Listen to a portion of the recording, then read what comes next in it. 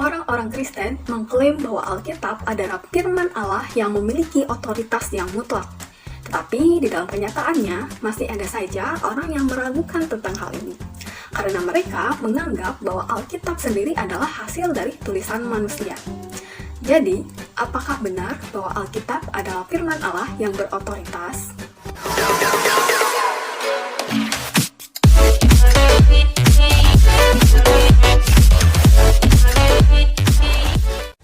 Alkitab adalah firman yang berasal dari Allah yang Maha Kuasa, Maha Benar, tidak pernah berubah, dan selalu setia. Memang benar bahwa yang menulis Alkitab adalah manusia, tetapi semua yang ditulis oleh penulis Alkitab itu berasal dari Allah sendiri. Alkitab berotoritas karena kenyataannya bahwa adanya pernyataan ilahi yang diberikan melalui inspirasi ilahi. Mari kita lihat pembuktian bahwa Alkitab itu berotoritas. 2 Timotius 3 ayat yang ke-16 bilang bahwa Alkitab itu diberikan oleh Allah. Jadi, memang Alkitab itu bersumber dari Allah yang memang sudah ada sejak kekekalan. Yang kedua, dalam Ibrani 1 ayat 1 tertulis Allah menyatakan firman-Nya berulang kali kepada kita manusia dalam berbagai cara melalui perantaraan para nabi dan rasul. Kebenaran Alkitab itu diteguhkan sehingga kita dapat melihat bahwa pada awalnya hanya ada kitab Taurat, lalu muncul kitab para nabi dan kemudian ada perjanjian baru. Nah, kitab-kitab ini ditulis dalam perbedaan waktu yang sangat panjang dan juga penulis yang berbeda-beda. Tetapi hal tersebut tidak menyebabkan adanya pertentangan di setiap kitabnya, melainkan terjadinya kesinambungan antara satu dengan yang lainnya. Bukti-bukti tersebut memang benar adanya karena Alkitab sudah masuk dalam proses kanonisasi.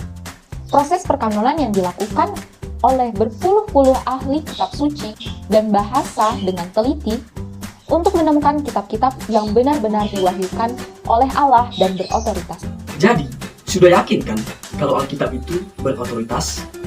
Karena dalam proses perkanonan oleh para ahli, tentu saja itu tidak sembarangan dan terpercaya bahwa Alkitab itu adalah satu-satunya kitab suci yang absolut dalam kebenarannya dan otoritatif.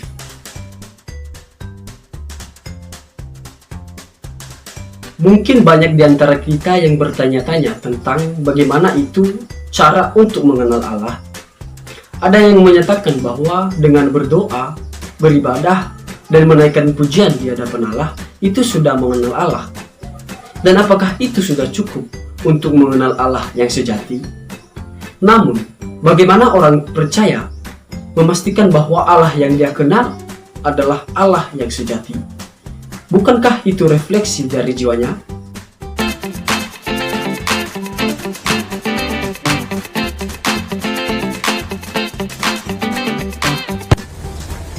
Setiap manusia selalu membutuhkan dan mencari Allah. Namun, ketika kita mencari dengan kekuatan kita sendiri, itu tidak akan menghasilkan pengenalan akan Allah yang sejati. Ini dikarenakan kita semua adalah berdosa dan hubungan kita dengan Allah telah rusak. Jadi, walaupun kita merasa menemukan Allah, sebenarnya itu hanyalah refleksi dari diri kita sendiri. Kita tahu bahwa Alkitab adalah wahyu khusus Allah, yaitu dirinya yang menyatakan secara khusus kepada umatnya. Pengetahuan dan pengenalan kita akan Allah itu terjadi sejauh Allah itu sendiri yang menyatakan dirinya kepada manusia. Mustahil manusia mengetahui Allah dari daya pikirnya yang terbatas, karena Allah itu tidak terbatas. Hanya Allah yang dapat memberikan kepada kita pengenalan akan dirinya yang benar dan dapat dipercaya. Pengenalan yang sejati akan Allah hanya ada dalam konteks pengenalan akan hakikat yang Allah sikapkan melalui dan di dalam Alkitab. Ketika kita membaca serta mengumpulkan Alkitab, kita dapat melihat karakter-karakter Allah yang Ia sendiri nyatakan pada kita. Allah sendirilah yang telah menyatakan hakikatnya dan dirinya melalui Alkitab. Tetapi manusia lebih sering mencari Allah dengan caranya sendiri. Jadi sudah jelaskan bahwa melalui Alkitablah kita dapat mengenal Allah yang sejati dan mengenal karakter-karakter Allah. Karena Ia sendirilah yang menyatakan firman-Nya kepada kita melalui Alkitab.